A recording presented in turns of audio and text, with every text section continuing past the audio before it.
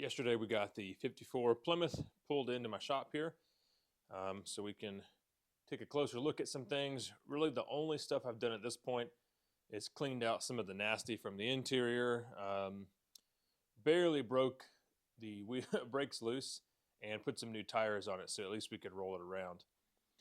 I've been soaking the spark plugs with penetrating fluid in the cylinder head for, I don't know, I guess it's been 2 weeks or close to 2 weeks at least. They're definitely the worst I've seen as far as spark plugs rusted to the cylinder head. They are just really, really bad. Some spots it just looks like the metal is one with the spark plug. So I don't know how this is going to go. I don't know how successful I'll be as far as breaking these things loose, but I really want to put some chemical down in the cylinders before I try to rotate it. So I've just barely turned the crankshaft a tiny bit in either direction, but I want to get some diesel or Marvel Mystery Oil down in the cylinders before I do too much more. All right, we're going to go ahead and get started with a couple of these spark plugs. I'm just going to try them first by hand to see if I can get any movement out of them at all. I'll start with this very back one here. Oh man, that's incredible. All right, so I'm not going to pull these all the way out yet. I'm going to see if I can get each of them loose, a few threads, and then I'm going to hit them with compressed air again. So I've been spraying them with penetrating fluid, and it's been soaking in there. And before I did all that, I did wash off the engine a little bit and use some compressed air to get the main dust out. But now that we've broken all this rust loose, or hopefully going to be breaking it loose, we don't want it falling down in the cylinder. So we'll blow that out in a little bit. All right, let's see if we can get lucky on this one.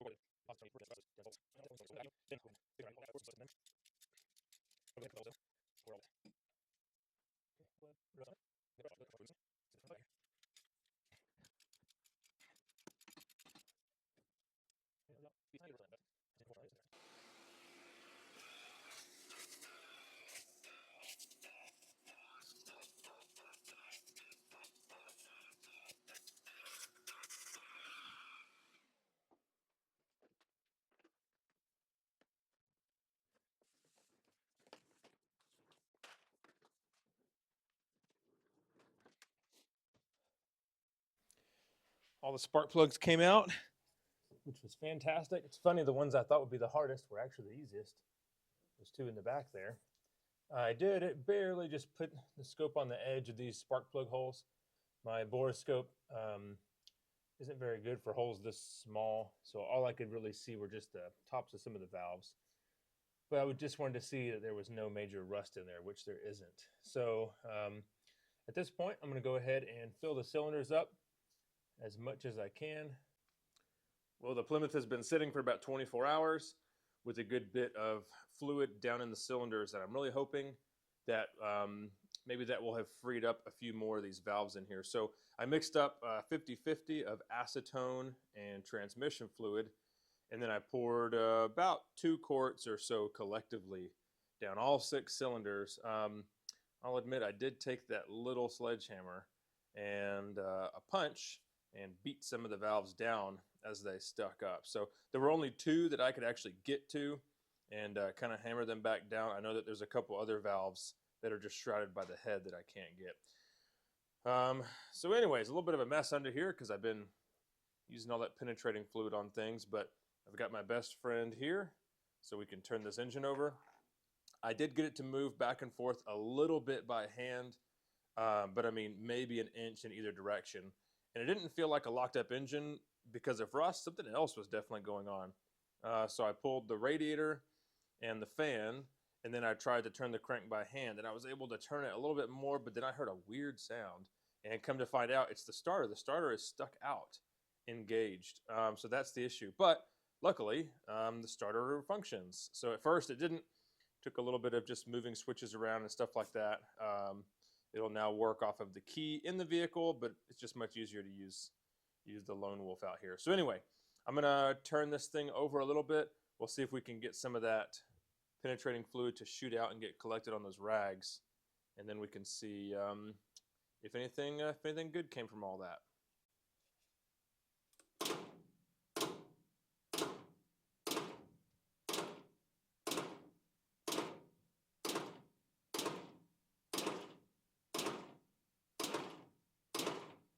All right, well, it seems nice and even.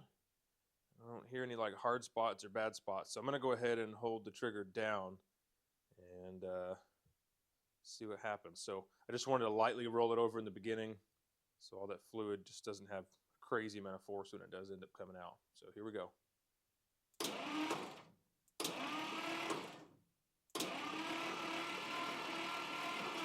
All right, so I don't know if you can tell, but the rags are moving up and down in a certain few spots. Looks like there's a little gremlin under there poking up. So that means we've got compression, at least in a few. Okay, we've got some noise there on the back all of a sudden. I wonder if we got one loosening up. Oh yeah, okay. It wasn't doing that before. That's awesome. I want to get all that fluid out of there before I pull those rags. Stick my fingers in there because that stuff makes a mess. It's happened to me more than enough times.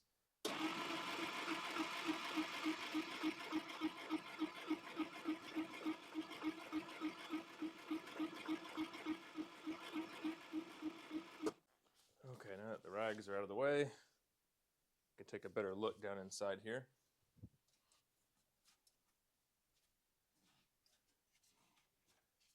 See if we have more valves moving than we did before. I think there were 2 for sure that I could see that were not moving at all. And those were the ones that I was kind of beating on with the punch to get them to move. So,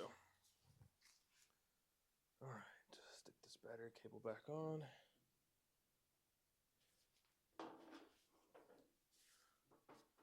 I'm gonna go over to the other side.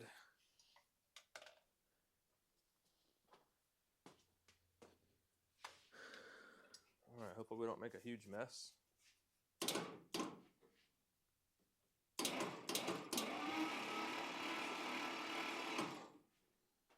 All right, now I feel safe enough to look down there. Okay, I see that one moving.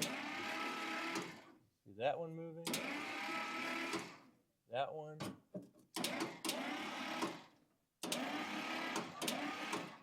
Okay, that one is sticking.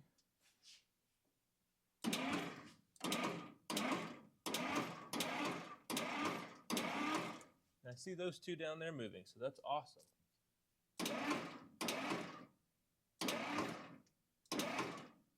Okay, this one just moved a little bit.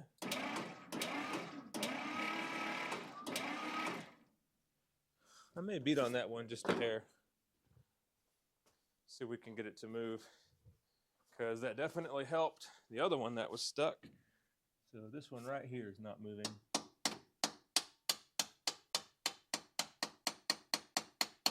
Well, there we go, that worked.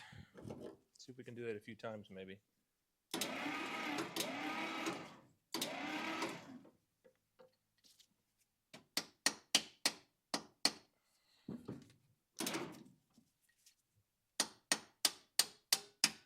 Oh yeah, that's working.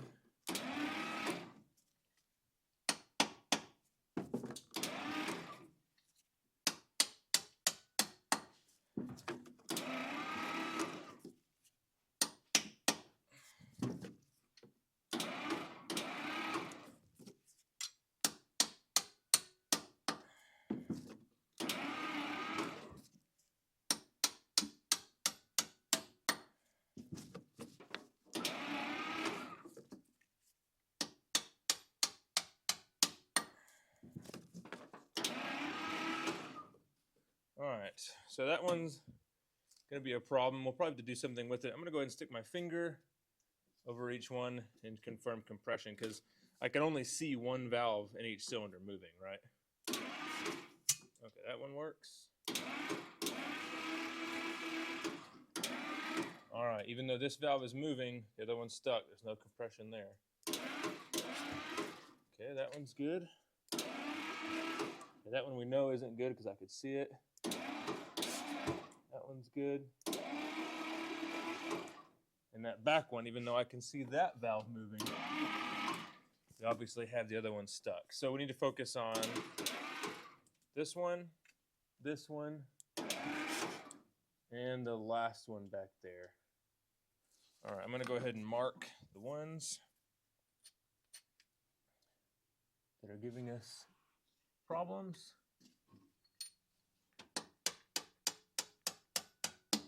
Since I can see this one, I'm just gonna keep working on it.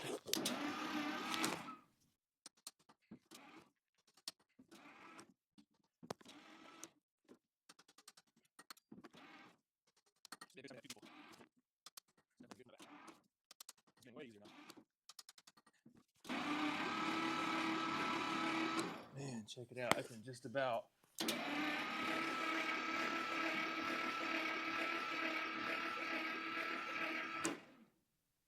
All right. I can pretty much push it back down with my hand. All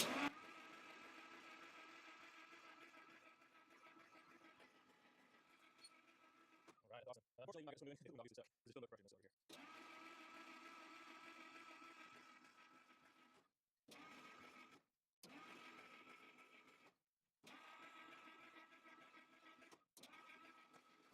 Awesome, awesome. Well, a little bit of progress. I put a little bit more penetrating fluid, which is 50% acetone and 50% transmission fluid, down in the 3 cylinders that still have sticking valves. Filled them up pretty good, and I'm going to go out of town for about 5 days or so, so that'll give them the best shot that they're going to get as far as getting loose. I don't know if there's a good way to get those valves loose, the ones that are shrouded that you can't see. I guess maybe I could make some kind of tool out of a punch if I heat one up and make kind of a little hook or something. Maybe I could kind of get in there through the spark plug hole and get on that valve.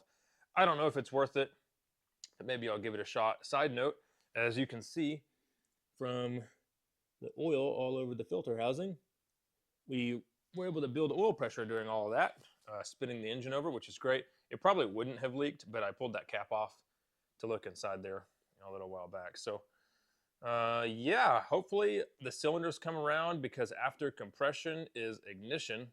This is just an old point system, so it should be a piece of cake. And then after that, it's fuel, and maybe we can hear this thing run. As you can see, the cooling system is a little bit nasty. I really hope the block is all right. This thing is totally plugged up, so at the very, very minimum, we're going to be pulling the water pump off. And who knows, maybe we can run some evaporust down inside there. I've used that plenty of times, and it actually works amazing at cleaning out these old engines. So hey, in about a week, I'll do another video. Hopefully we have some compression out of this Flathead 6. If you have any questions, put them in the comments. Thanks for watching.